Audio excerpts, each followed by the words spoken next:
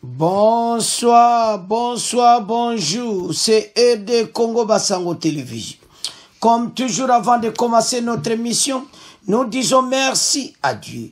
Nous disons merci à nos chers abonnés et téléspectateurs qui nous suivent partout dans le monde et en RDC. Bande Konanga, soyez les bienvenus. À la une, chers téléspectateurs, on va commencer cette émission Bandeko. Na lisolo oyo biso nyonso tozoyo ke yindi bandeko chef à protocole ya gouverneur militaire aux arrêts azo signaler ba plan nyonso afar d'ici et pas ya ba ennemi mais ya za chef à protocole ya gouverneur militaire na Nord Kivu. Potem sabino ke bando kia Congo basiliti bakuti azo solola na ba Rwanda bande ko voilà mboka na biso problème na biso tozwa be échec pona batabo bazo vérifier famille bazo lobake non ezabongoti bande ko situation za mabe. Comment yoza protocole ya gouverneur militaire chef à protocole Kavungira Blaise Kavungira mais c'est Kavungira ozo trahir RDC boy parce que l'air est grave. Ozo mapena ke situation yindi mais ya zali na posta munene na Nord Kivu chef à protocole ya Constant Ndima présent place bazalaki ex-président ya Kenya ayaki pour la conférence et tout ça. De l'autre côté yaya azo solula na ba paya bandeko babiloko yo yango nde mutupende bomi biso mboka comment parce que déjà to vivre ba scénario wane belé eza ya trop ndenga zawana akolobelo koni parce que y a un chef à protocole. Vous savez, il y a un gouverneur. C'est quoi yo? Nabakaboui. Baye komona ki yo ozo coopérer na ba rebelle. Bande ko ça grave. Alors, bataboué en tout cas tu es bien ndenga zawana mayele Sicile parce que ba transférer azana Kinshasa batande wana fachal wakabolexa yawa directement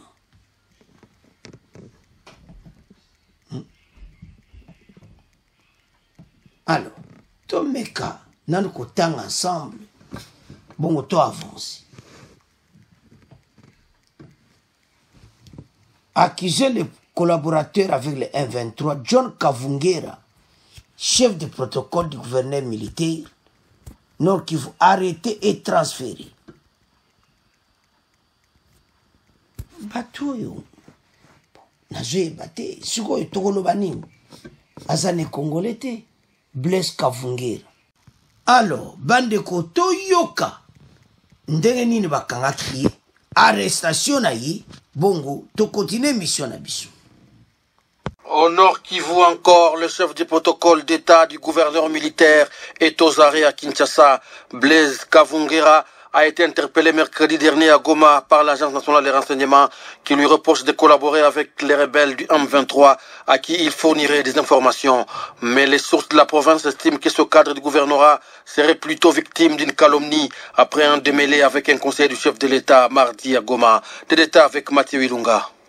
M. Blaise Kavungera a été transféré à Kinshasa après une nuit passée au cachot de l'ANR à Goma, précisent les sources du gouvernement provincial du Nord Kivu, alors que le service des renseignements accuse ces cadres du gouvernorat de collaborer avec le rebelle du M23 auquel il livrerait des informations. Ces sources, elles estiment que Blaise serait plutôt victime d'une calomnie. Selon elles, en effet, tout a commencé lors de l'arrivée mardi à Goma de l'ancien président kenyan et facilitateur de l'EAC pour la paix dans l'est de la RDC, Uhuru Kenyatta. Un des conseillers du chef de l'État qui était dans la délégation n'aurait pas toléré que Blaise Kavungera accorde la préséance au gouverneur et vice-gouverneur plutôt qu'à lui lors de l'accueil. Celui-ci aurait commencé à réprimander Blaise depuis l'aéroport déjà. L'allégation de collaborer avec le rebelle serait venue d'un coup de fil qu'aurait reçu Blaise, lui alertant sur des tirs dans les sites déplacés de Kanyaruchinya, alors que la délégation de Uhuru Kenyatta devrait commencer par là. Pendant que celle-ci s'est confiée aux autorités de l'armée pour faire, les conseillers auraient par la même occasion exigé au chef du service des renseignements de l'arrêter. Goma, Mathieu.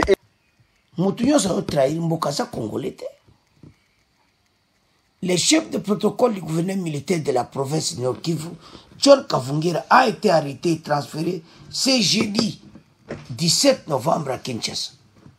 En croix des sources sécuritaires et judiciaires, des appels téléphoniques interceptés confirment que l'homme qui sert le gouvernorat du Nord Kivu depuis près de 10 ans serait de confidence avec les M23 Rwanda à qui il communique toutes les positions stratégiques. Il a été arrêté mercredi 16 novembre dernier et mis à la disposition de l'Agence nationale de renseignement à Goma, avant d'être conduit à Kinshasa un jour après. Un mémoire de sa famille confirme la nouvelle qu'il déclare que son frère a été interpellé suite à son alerte faite au gouverneur de province sur la mauvaise situation sécuritaire qui prévalait à Kayushina, pendant que la délégation du félicité Uhuru Kenyatta voulait s'y vendre. Non. Ce qui est au tala biloko abouyi, ba Congolais tala, toza na situation moko sérieux. Yo ozo travailler na constandima. Mais ozo sepela o trahi aider c'est un niveau oyo. Ba Congolais ceux qui tozo loba boyeba ete toi na situation moko mabe. Ti trahison ya boyi. Yo ozo sala et pas ya gouverneur militaire. Et puis, aux chefs à protocole. Et puis, aux sali 10 ans, on a dit, pendant les 10 ans, aux nos Rwandais. Pour bien bosili kaka, soba lui que aux Rwandais, même aux nobe Rwandais, au lingate. Mais, mutu aza Rwandais. Non. Bandeko. Gouverneur militaire et salé bien. Parce que ça prend douane.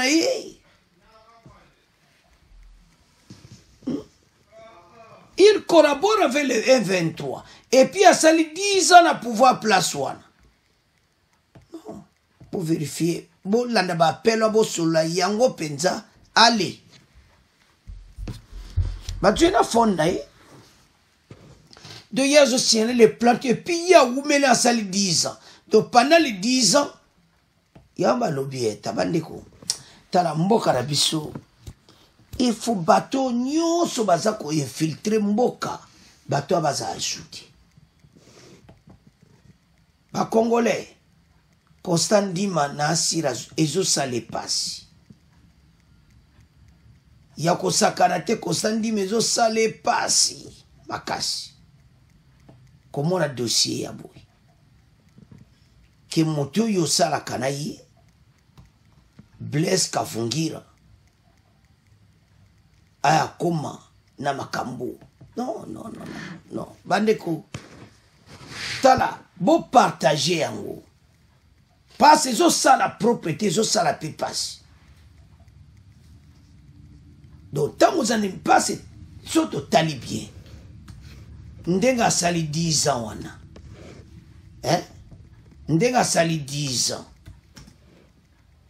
donc c'est-à-dire abandana e makambo yokala donc kosandima baye bakutie kaka wana donc mbulu wana bandaka la zane protocole mais mutango chef wa protocole tala makambo azosala je suis sûr kosandima ezosala epasi komona ke motu oyo aza pembeni na yo azotrahir mboka na ndenge nyonso non bato oyo tuto bana kokanga bango moko moko so tali kosandima esale na mawa yango ozomona FARDC azopola tozoperde do bastratégie na biso nyonso eze pa benemi parce yo osalaka wana epa gouverneur militaire otrahir mboka na ndenge ya moke te e le général Ndima aza na pasi na motema ce n'est pas possible koteka mboka na modèle aboyi en tout cas bato oyo bandeko ezosala mawa soki ozotala situation lemo ovandi olobi mais congolais bacongolais ta boyoka na kombo na ye na ndenge ya mabe te Blaise Kavungira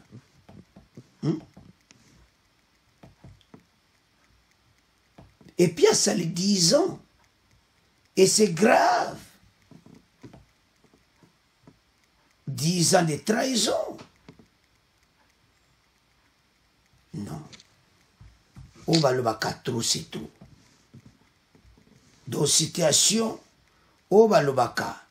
Que situation, on va le baka indi. Donc, tout le monde a que donc, ma position stratégique, nyonso. Il y a FARDC. Non, il y a Tekinaï. Oh là là. Surtout tala biloko aboui. Ba Congolais, tala bolamuka. L'air est grave. Ba paya. Bazo futa batu mbongo. Kaka po mboka oyo etikala kana maboko na bango. Ano, bandeko na ngai. Tolandi biso nyonso. Extrait wana. To comme na fait mission na biso. Bon continuer qu'on s'abonner massivement. Au revoir. À la prochaine.